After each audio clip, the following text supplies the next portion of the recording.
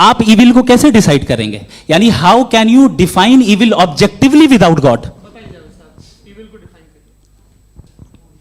देखिए, दुनिया में दो तरह के जानवर हैं, एक जो अकेले रहते हैं जंगल में और एक जो ग्रुप्स में रहते हैं। ग्रुप में जो भी रहेगा, चाहे वो आपका फाउंडेशन हो, चाहे कोई क्लब हो, चाहे कोई पॉलिटिकल पार्टी हो, चाहे कोई यूनिट हो, उसमें आपको इंटरैक्ट करने के रूल बनाने पड़ेंगे। यानी लोग तय करेंगे?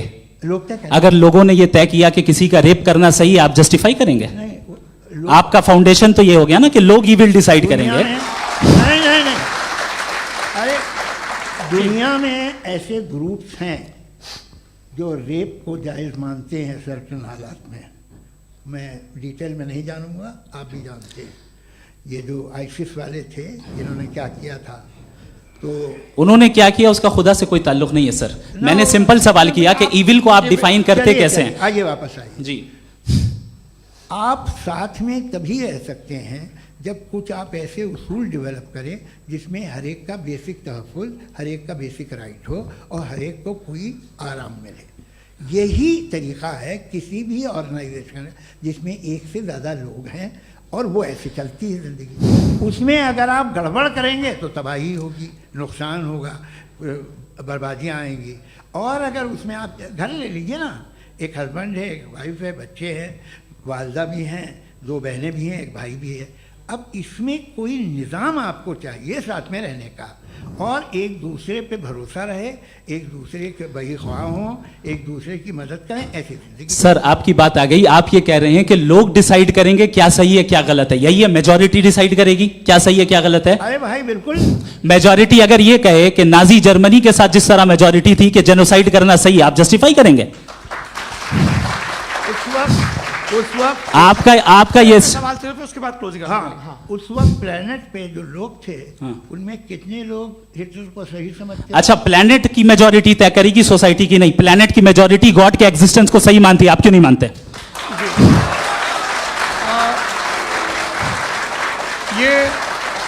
हेलो ये क्रॉस क्वेश्चन का राउंड यहाँ पर समाप्त होता है।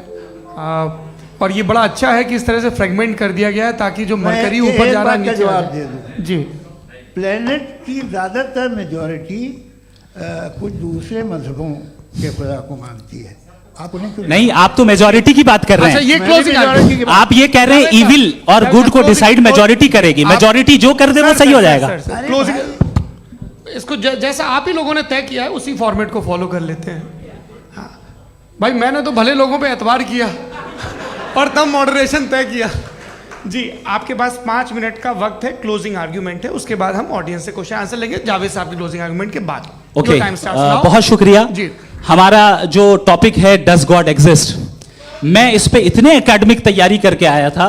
मुझे था कि मैंने सोचा था कि कई सारे मैं आर्ग्यूमेंट्स दूंगा, लेकिन वक्त की भी किल्लत और जावेद साहब बार बार इधर उधर चले जा रहे थे तो उसको भी थोड़ा एंटरटेन करना पड़ गया। डज गॉड एग्जिस्ट पे मैं एक ही आर्ग्यूमेंट दे पाया। आर्ग्यूमेंट्स बहुत हैं और डेफिनेटिव आर्ग्यूमेंट्स हैं, और मेरे आर्ग्यूमेंट को किसी एक राउंड में भी इन्होंने एंटरटेन नहीं किया और रेफ्यूट नहीं किया। एक राउंड में भी नहीं, एक राउंड में भी नहीं। और ना ही अभी आपका क्लोजिंग आर्ग्यूमेंट आएगा, नहीं, वो बता देना। Argument of contingency sir. अरे मैं आपसे कई बार कह चुका हूं कंटीजेंसी का मतलब अब मैं कैसे समझाऊं आपको? आप और कितने आसानी से समझाऊं मैं? मुझे तो नहीं समझ में आ रहा है। आप अपनी आर्ग्यूमेंट ऑफ कंटीजेंसी उर्दू में बोल सकते हैं। हाँ, आप अपनी बात पूरी कर लें जी, आखिरी 4 मिनट। दूसरी चीज, just a minute please ma'am, can I talk?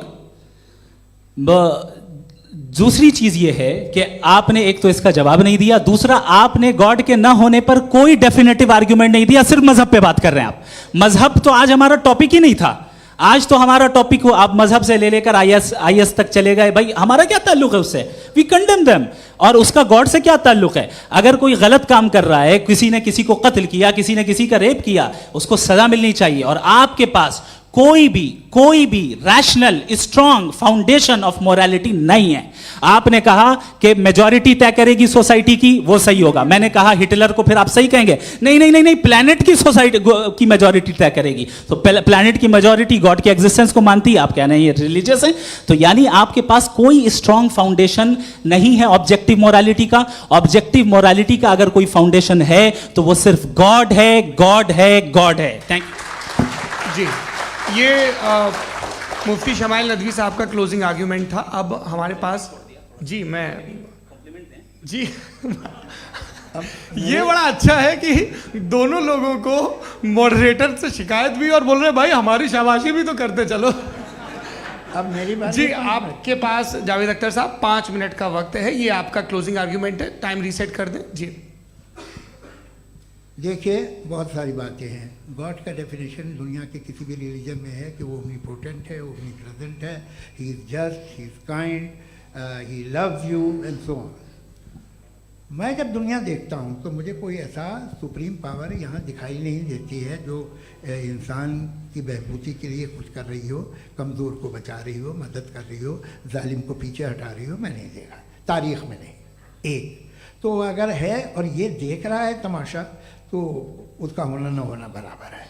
दोयम ये कि ये जो है, जब आप ये कहते हैं कि कायनात जिसकी कंटिजेंसी है, मैं देखिए वो लफ्ज़ इस्तेमाल किया मैं, तो ये कैसे हो सकती है भाई? और फ़ौरन आप सरेंडर कर देते हैं कि जाहिर है कि इसका बनाने वाला तो इससे 10,000 गुना ज़्यादा कॉम्प्लिकेटेड होगा। उस पर आपके होने पे कोई इतराज़ नहीं है। उसे वो टाइमलेस है, वो पहले से था, टाइम तो बहुत बाद में आया। ये सब आप मानने को तैयार है जिसका आपके पास कोई सबूत नहीं, आपके पास कोई रीज़न नहीं है। आपकी तारीख क्या है मज़हबों की? बिलीफ की, जो खुदाओं का बिलीफ है, ये कॉन्स्टेंटली गलत साबित होता रहा है। मतलब आप कहें कि अरिस्टोटल के ज़माने में तो सब जाहिल थे, वो भी इतने ही यकीन से खुदा पे यकीन रखते थे, जो अब नहीं रहा। ये भी नहीं रहेगा, आप लिख लीजिए। और इसके आसार आपको दुनिया में दिखाई देना शुरू हो चुके हैं। ये बहस क्या आज से 100 साल पहले इस तरह हो सकती थी? यहाँ तक तो आपको हम ले आए हैं। तो सर अरे इनको मदद की ज़रूरत नहीं भाई, ये सेल्फ सफिशिएंट आदमी है, आप क्यों इनकी मदद कर रहे हैं? Sir please. तो ये जो है तमाम बातें अपनी जगह हैं। ये एक पैकेज है। आप अकेले, कोई आदमी ऐसा नहीं जो सिर्फ गॉड को मानता हो, उसके साथ बहुत पैराफर्नेलिया आता है, अलग अलग पैराफर्नेलियाज आते हैं। They have always created chaos in the society. मैं तो आपको सीधा ऑफर देता हूँ कि दुनिया में 10 इम्पॉर्टेंट बिलीव्स हैं। आप 1 मानते हैं, 9 नहीं मानते, 9 में आप एथियस्ट हैं, 9 को आप बिल्कुल रीजनेबली मेरी तरह देखते हैं। तो 90 मजहबी आदमी भी 90% एथियस्ट है। वो दूसरे खुदा नहीं मानता, एक खुदा मानता है, अपना वाला, बाकियों को कहता है गलत है। अगर आप मानना ही बंद कर दें तो आपका 10% चांस है कि आप सही हैं और 90% चांस है कि आप गलत हैं। मेरा मशवरा है, आप मानना छोड़ दिए तो 50% चांस होगा कि आप सही हैं और 50% चांस होगा, 40% आप गेन करेंगे बाय बिकमिंग एन एथियस्ट।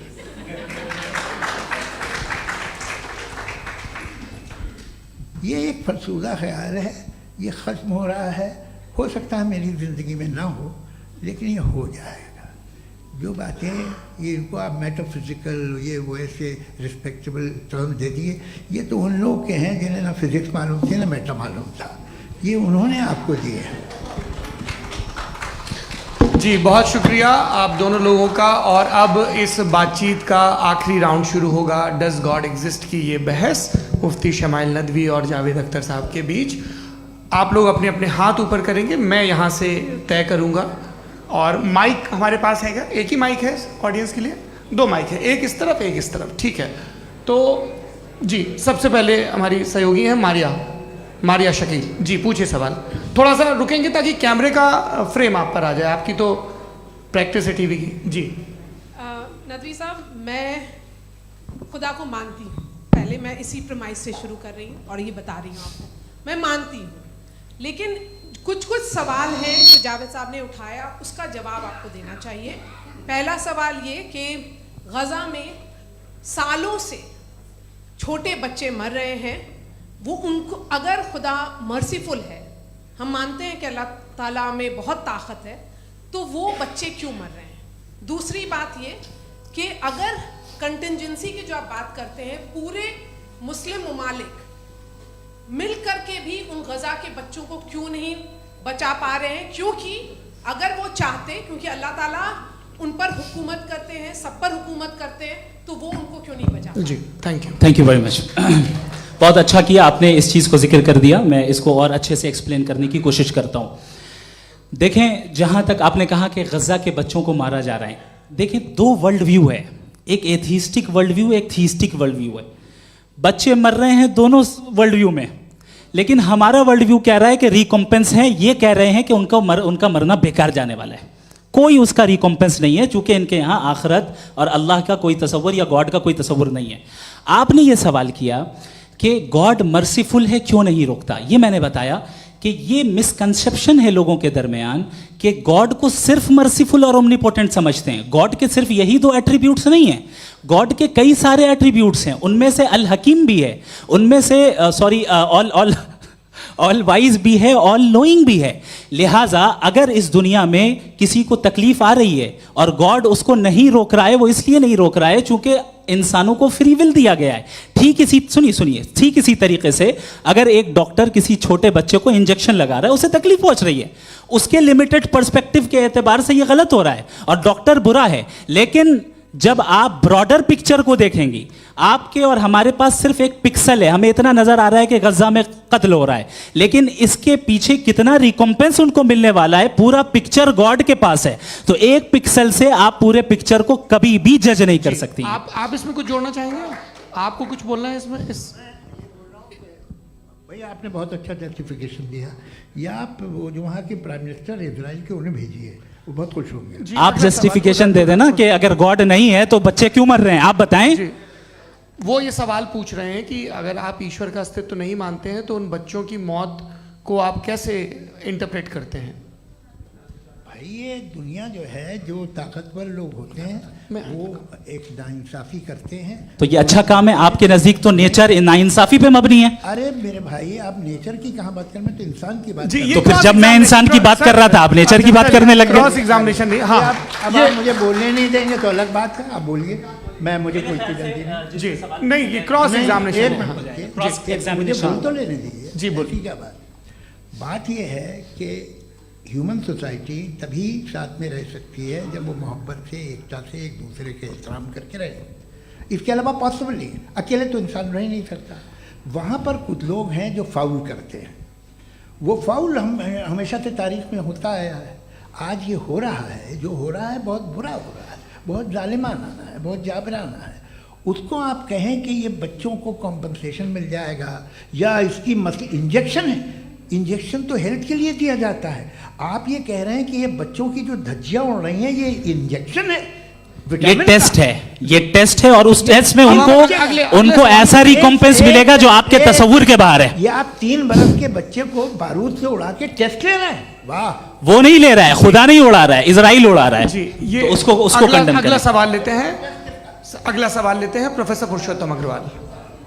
मुफ्ती साहब, एक निवेदन आपसे है कि कम से कम थोड़ा सा माइक क्लोज एक रिलीजियस और फिलोसफिकल कर मैं प्लीज। एक रिलीजियस और फिलोसफिकल ट्रेडिशन है जो ब्रह्मांड को यानी यूनिवर्स को ही अंतिम मानती है।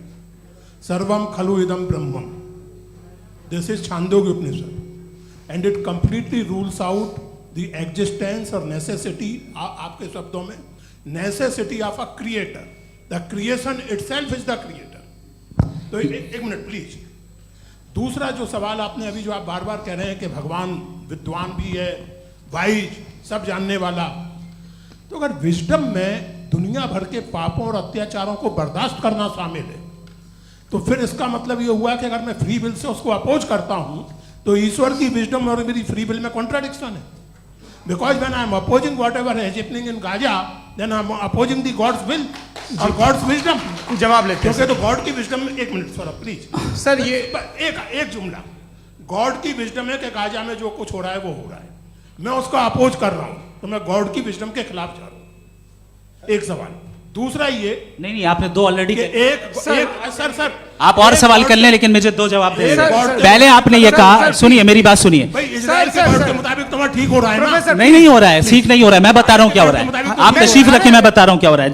Let me complete please. एक सेकंड गाइस, एक सेकंड। ये देखिए, ऐसा है कि ये सब बड़ा आपस में विचार विमर्श के बाद ये तय हुआ था कि कुछ नियम बना लिए जाएं ताकि एक टाइम बाउंड बातचीत चले। और भाई साहब, आप बड़ा जरूरी काम कर रहे हैं, लेकिन कैमरे के फ्रेम में आके उस काम को गड़बड़ कर दे रहे हैं। ठीक है गुरु, अब मेरे को कहीं का गुस्सा कहीं निकालना था, सॉरी। नहीं, कोई गुस्सा नहीं है जी। तो प्रोफेसर ने सवाल पूछे, आप उनके जवाब दें। और थोड़ा ये सब लोग थोड़ा ख्याल रखें भाई, सवाल संक्षिप्त रखें जी। आपने दो सवाल किया। सबसे पहला ये कहा कि हमारे पास ये कॉन्सेप्ट है कि ये यूनिवर्स खुद नेसेसरी बीइंग है, creation itself is the creator. How irrational is this कि मैं एग्जिस्ट करूंगा बाद में, लेकिन अभी एग्जिस्ट कर भी रहा हूं, यानी एक ही टाइम में एग्जिस्ट भी कर रहे हैं, नहीं भी कर रहे हैं। This is not true. दूसरी चीज आपने कहा कि अगर इजराइल में, सॉरी माफ कीजिएगा, Israel doesn't exist, occupied Palestine में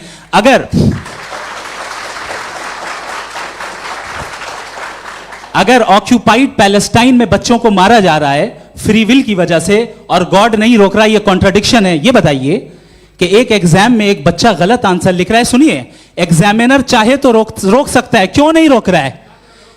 ये कॉन्ट्रडिक्शन है, ये कॉन्ट्रडिक्शन नहीं है। माइक नहीं सर, ये आपस में जी, ये क्या आपका सवाल?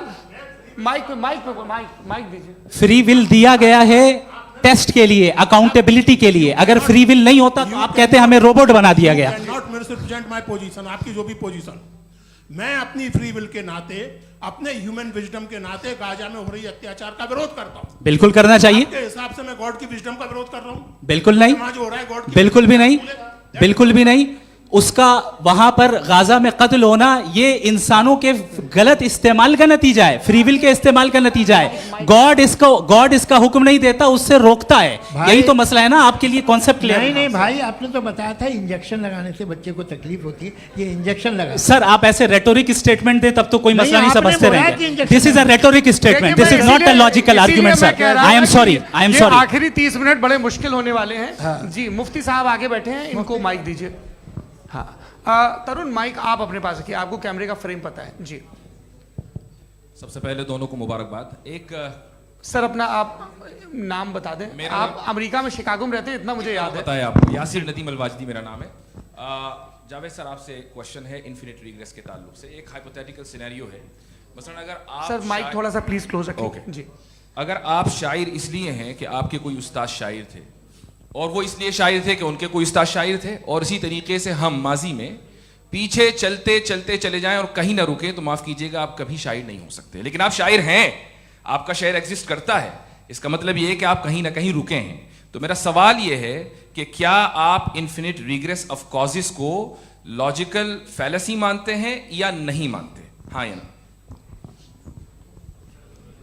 मैं इन्हें लॉजिकल फैलेसी नहीं मानता हूँ, लेकिन मेरा प्रॉब्लम यह है कि जब मैं नहीं मानता हूँ तो I will continue with this logic जो फैलेसी नहीं हो। आप एक जगह रुक जाते हैं जाके, आप कहते हैं ये गेंद कैसे बनी, ये जजीरा कैसे बना, ये समंदर कैसे बना, ये ज़मीन कैसे बनी, और अचानक गॉड पे जाके आपको ब्रेक लग जाता है। एक बार आप सवाल नहीं करते कि भाई इनको बनाने वाला तो इनसे भी कॉम्प्लिकेटेड होगा, वो कैसे बना, उसके बारे में आपने इत्मीनान कर लिया, वो हमेशा से है। तो अगर आप उसे हमेशा से मानते हैं तो फिर ये मान लीजिए कि कायनात हमेशा से है, क्या तकलीफ? फिर हम वजूद में नहीं आते जी है? हम मौजूद नहीं। अच्छा सर क्यों नहीं हो सकते? मैं बताऊंगा प्लीज। जैसे मैंने मिसाल दी आपके शेर की, आपका शेर कभी वजूद में ना आता अगर शायर इसी तरह चलते रहते हमेशा। जी माइक मेरे ख्याल से एक सेकंड, इन्फिनिट रिग्रेस का कॉन्सेप्ट क्लियर नहीं हो पाया, ऐसे रहने दें, लेट्स मूव ऑन सर। ठीक है। हाँ, थोड़ा सा मॉडरेटर का भी ख्याल रखें। नहीं आपने तो रखा है, आपने रखा है। यहाँ पे गौहर रजा साहब हैं, वो भी एक सवाल पूछना चाहते हैं। माइक नीचे से ऑन कर दिए नीचे। पहले तो ये कह दूं कि मैं उन बच्चों से शर्मिंदा हूं जिनको गज़ा में कत्ल किया गया, क्योंकि हमारे होते हुए कत्ल किया गया। लेकिन उससे ज़्यादा शर्मिंदगी इस बात से हुई कि मुझे लगा कि मुफ्ती साहब उसको जस्टिफाई कर रहे हैं। बिल्कुल भी नहीं, आप बहुत ही गलत मुझे बात लगा मैं गलत हो सकता हूँ। बिल्कुल जी, गलत मैं है। सवाल पूछ रहा हूँ, सवाल मैं देखिए, सवाल अगर पूछ रहा हूँ। एक मैं जावेद भाई गौर से साहब, एक डिसएग्री गौर करता साहब, हूँ। एक सेकंड देखिए, अगर देखिए ऐसा एक सेकंड आप सर वेट अरे आप कुछ मेरे पहले मुझे अपनी बात कह लेने दीजिए। अगर ऑडियंस तय करेगी तो फिर मॉडरेटर का मतलब नहीं। मेरा आप सबसे ये कहना है, ये बहस दो लोगों के बीच में है, एक तरफ मुफ्ती साहब, एक तरफ जावेद साहब।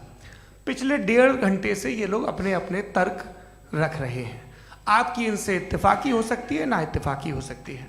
मेरे उस्ताद मुझे सिखा गए हैं कि मुखामुखम में असहमति की गुंजाइश बची रहनी चाहिए।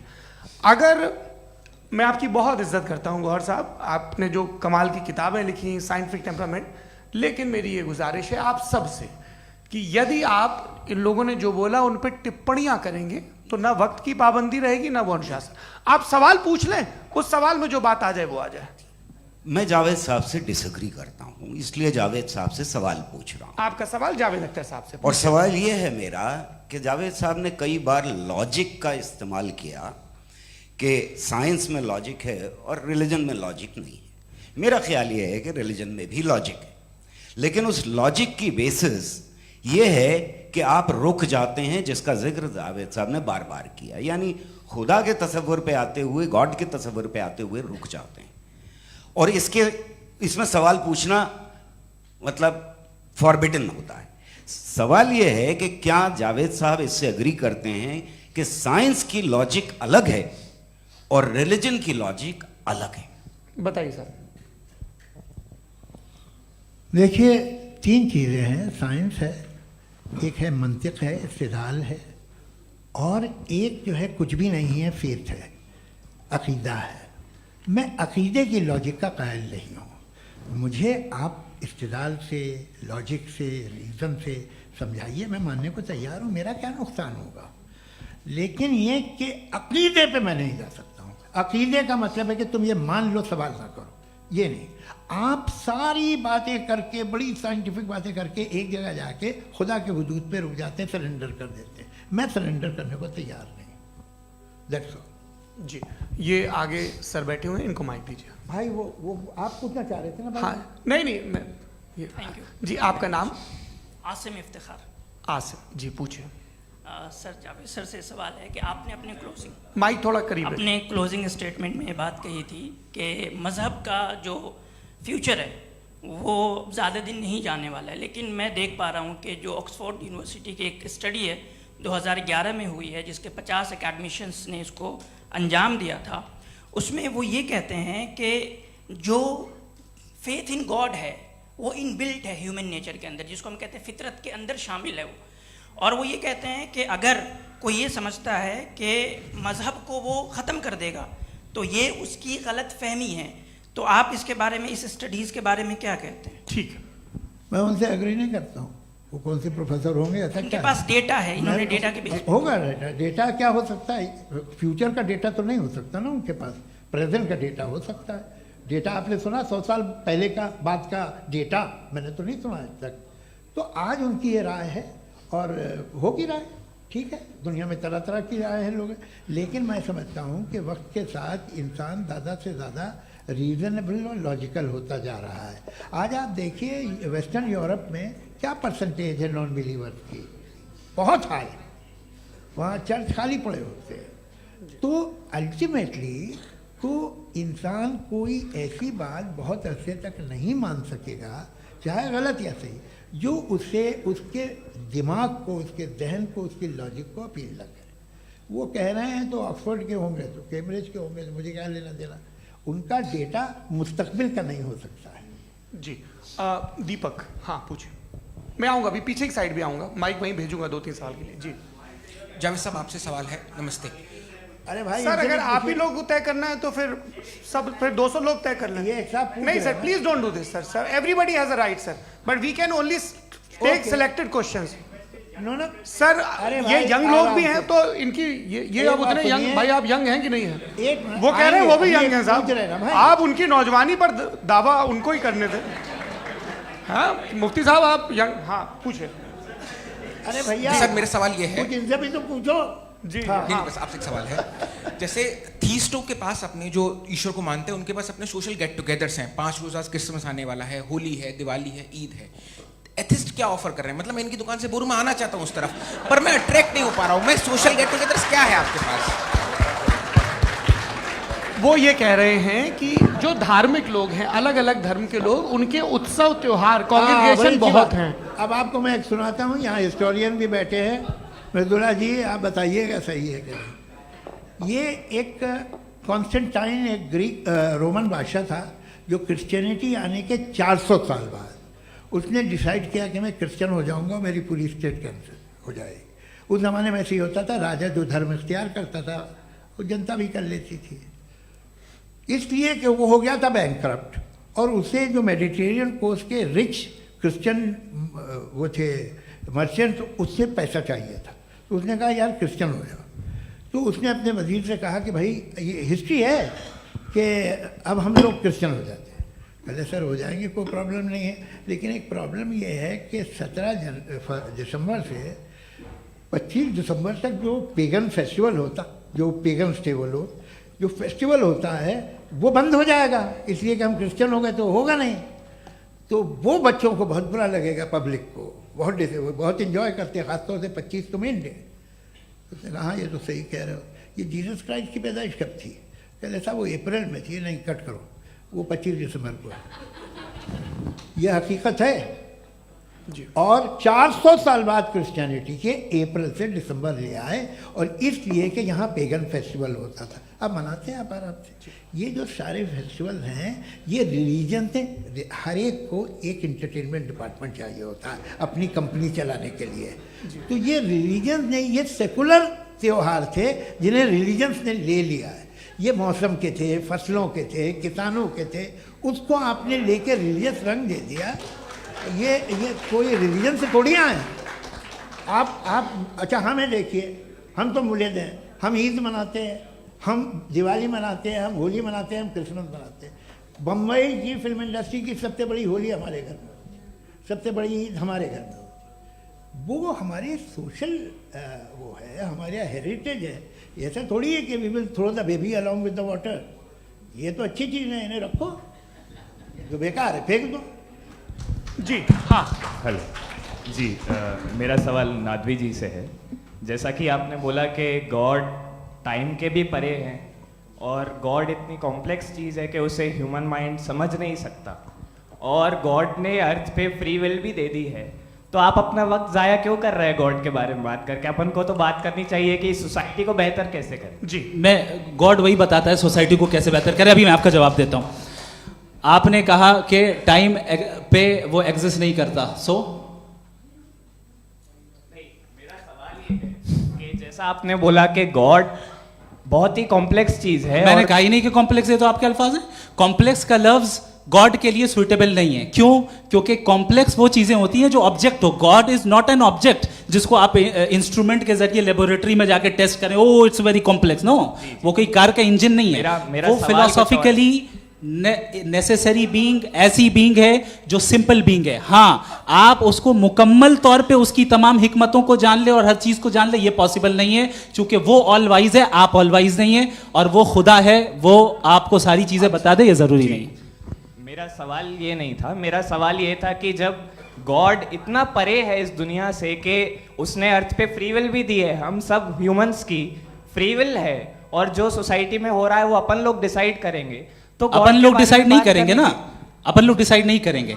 गॉड जो है, गॉड ने वो उसकी जात, उसकी एग्जिस्टेंस टाइम एंड स्पेस से परे है, लेकिन वो हमारा टेस्ट ले रहा है, और उसी गॉड ने हमें बताया कि तुम्हें क्या करना है क्या नहीं करना है। तो जाहिर उस गॉड की बात सुनेंगे ना हम। जी, वो पीछे एक चश्मा लगाया जो मैम खड़ी हैं, उनको दीजिए। हाँ आप जी जी बिल्कुल आएंगे। देखिए मैं कोशिश कर रहा हूँ सब तरफ जाने की। हाँ उनको दीजिए माइक। जी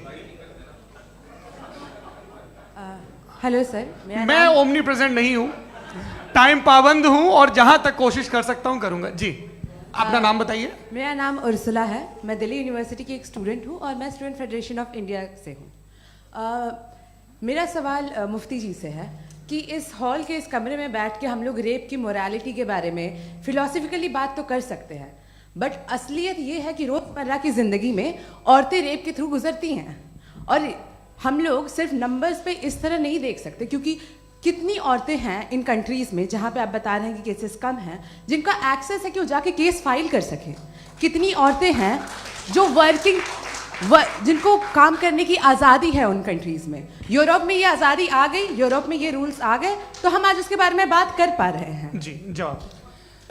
आपने ये कहा कि कमरे में बंद होकर हम लोग इस पर फिलोसफिकली बात कर सकते हैं, लेकिन हकीकत में क्या हो रहा है, वो ग्राउंड लेवल पे क्या हो रहा है जो बहुत गलत हो रहा है, और वो सफ़र कर रही हैं। आई एग्री, बहुत गलत हो रहा है, और जो गलत हो रहा है उसको हमें रोकना है। और क्यों रोकना है, वो गलत क्यों है, हमारे पास इसका ऑब्जेक्टिव फाउंडेशन है, इनके पास उसका ऑब्जेक्टिव फाउंडेशन नहीं है। मैं ये कहना चाह रहा हूं कि जहां पे भी जुल्म हो रहा है, जहां पे भी औरत पे जुल्म हो रहा है, या उसकी इज्जत लूटी जा रही है, या उसे तकलीफ पहुंचाई जा रही है, और सिर्फ औरत नहीं, किसी इंसान के ऊपर भी जुल्म हो रहा है, तो उसके खिलाफ खड़ा होना, ये मॉरलिटी हमारे पास गॉड के पास से आई है। वरना जावेद साहब तो कह रहे हैं कि जो है मेजॉरिटी डिसाइड करेगी, तो मेजॉरिटी तो कभी भी बदल सकती है। क्या आप नातू?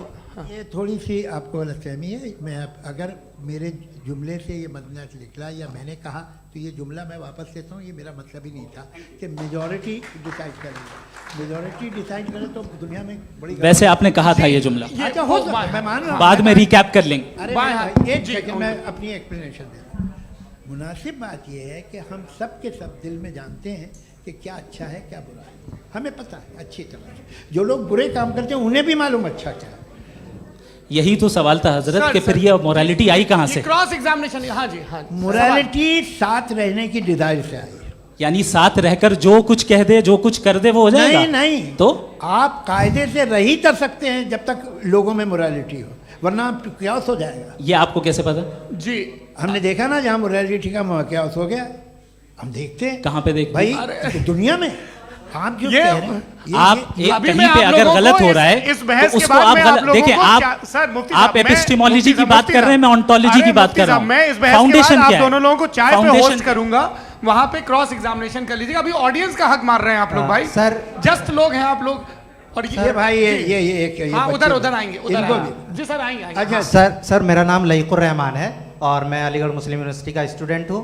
और जहाँ तक मुझे पता है कि sir you are also product of Aligarh Muslim university. मैं भी उसी चमन का बुलबुल। हाँ सर, तो बहुत खुशी हुई मुझे जान करके कि मैं आपसे मिलूंगा। सवाल सर, मेरा सवाल यह है, सर सैयद अलैहिर्रहमा का नज़रिया यह था कि खुदा के वजूद को अक़ल के दायरे में रह कर के तलाश करना, न कि पूरी तौर से उसका इनकार कर देना।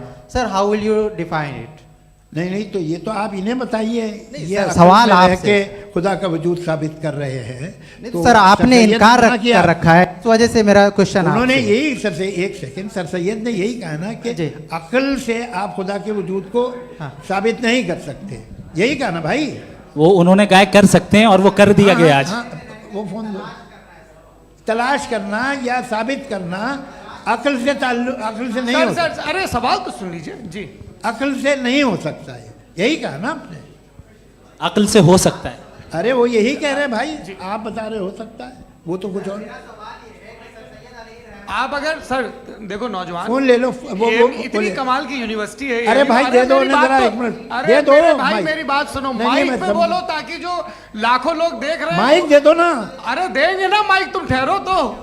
हाँ सर, मेरा सवाल ये था कि सर सैयद अलैहिर्रहमा का एक नज़रिया था अपना कि खुदा का जो वजूद है उसको अक़ल के दायरे में रह कर के तलाश करना है, न कि पूरे तौर से इनकार कर देना है।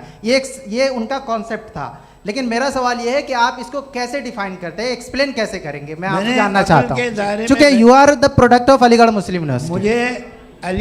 मुझे अक़ल के दायरे में रख के मैंने बहुत तलाश की, मुझे मिला नहीं। हाँ, ये इधर वो चश्मा लगाए जो, हाँ उनको दे दीजिए। जी जी फटाफट पूछिए, बस 5 मिनट है, 5 मिनट में खत्म हो रहा है। हाँ अस्सलाम वालेकुम मुफ्ती साहब। एंड मेरा सवाल जावेद अख्तर साहब से। क्या नाम है आपका? अरे भैया सब मुझे तो क्या पूछ रहे हो? हाँ, फैज पूछिए फैज साहब। तो मेरा सवाल ये है कि अभी जो एथियस्ट है वो problem of evil argument use कर रहे हैं अगेंस्ट मुस्लिम्स, राइट? कि इस दुनिया में इतना सारा इविल है और अगेंस्ट मुस्लिम तो यहाँ अगेंस्ट थियस्ट। हाँ थोड़ा सा करेक्ट कर लीजिए भाई।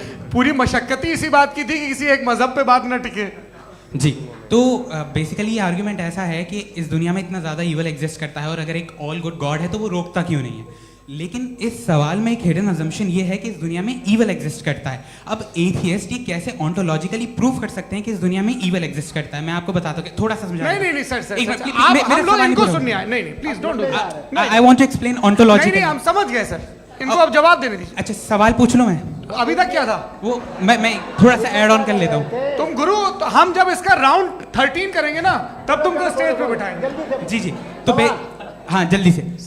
तो देखिए एथियज्म के हिसाब से सब कुछ रैंडमली बन गया है, सब कुछ एटम्स और मॉलिक्यूल्स है। एक पत्थर में और मुझ में सिर्फ इतना फर्क है कि हम लोग एटम्स और मॉलिक्यूल्स का अलग अलग रीअरेंजमेंट है। अब एक पत्थर को कोई इंसान तलवार से 2 टुकड़ों में काट दे या मुझे, according to atheism it is same. There is no evil and good according to atheism.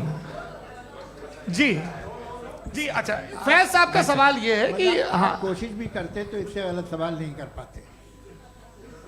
एक लाइफ फॉर्म है और लाइफ फॉर्म में फीलिंग्स हैं, मतलब लाइफ फॉर्म सुनता है, देखता है, टेस्ट कर सकता है, फील कर सकता है। तो उसकी जो ये जो क्वालिटी इस बबल में आ गई हैं वो जानवर में भी है, इंसान में भी है। तो जाहिर है कि उसे कोई तकलीफ पहुंचेगी, तो चूंकि उसके पास वो सेंसिटिविटी है तो मैं करेगा।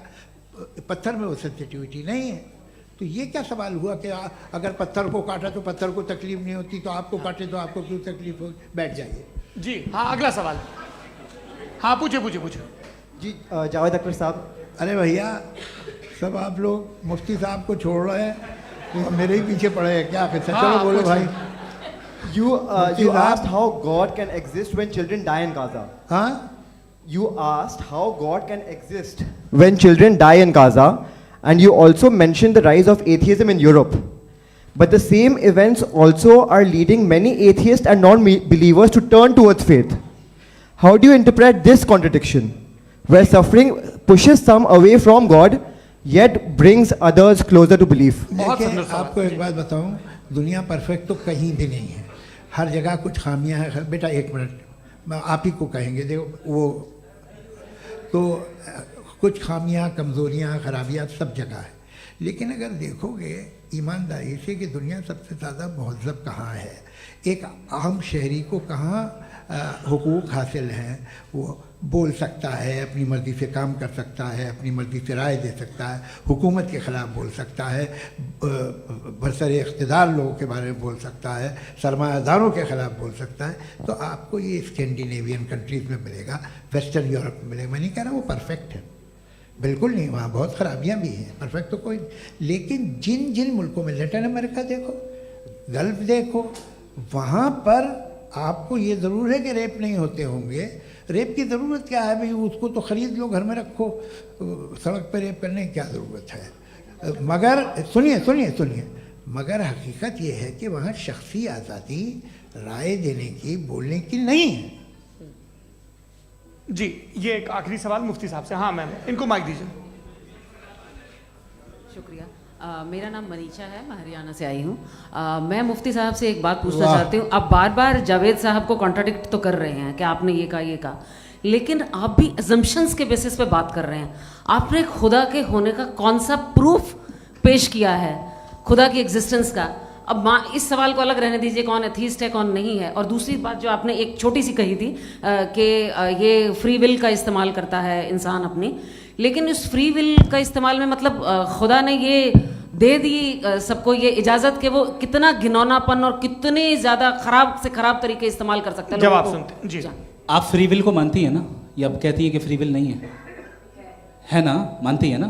तो अब आपके पास इसका कोई एक्सप्लेनेशन नहीं है कि अगर एक इंसान उस फ्री विल का इस्तेमाल करके गलत काम कर रहा है और बच के अच्छी ज़िंदगी गुजार के निकल जा रहा है, उसका कोई रिकम्पेंस नहीं है। हमारे वर्ल्ड व्यू में जो इंसान गलत काम कर रहा है उसको भी रिकॉम्पेंस यानी उसका बुरा बदला मिलना है, और जो सही काम कर रहा है उसको सही बदला मिलना है। लिहाजा जो फ्री विल है वो इस तरीके से है कि एक लिमिटेड टाइम तक खुदा ने मोहलत दी। ऐसा नहीं कि छूट दे दी, जो करना है करते रहो हमेशा। वक्त आएगा जब एग्जाम का टाइम खत्म होगा तब रिजल्ट आएगा, दौराने एग्जाम जबरदस्ती आपको नहीं बताया जाएगा। अरे भाई एक सेकंड, जी, एक सवाल मुफ्ती साहब से मेरा है। मुफ्ती साहब से एक सवाल। मुफ्ती साहब,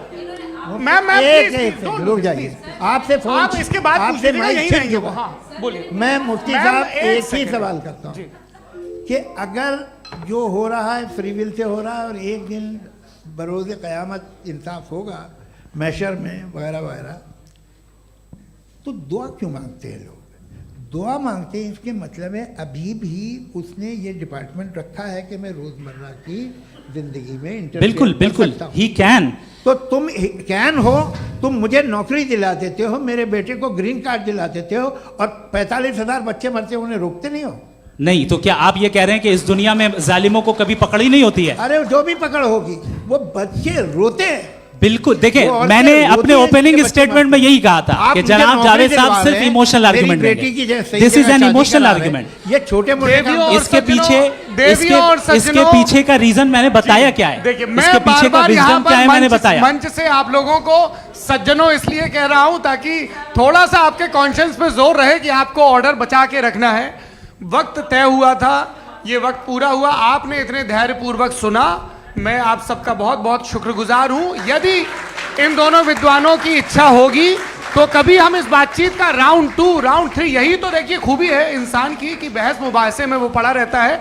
आप लोगों ने बड़े धैर्य का परिचय दिया, बहुत बहुत शुक्रिया। इसी के साथ ये बातचीत यहाँ पे समाप्त होती है। आप लोग को मैं एक बात बता दूं, ये सारी बहस हो गई, अब मुफ्ती साहब और बड़े मुफ्ती साहब इन साथ के साथ मैं खाना खाने वाला हूँ।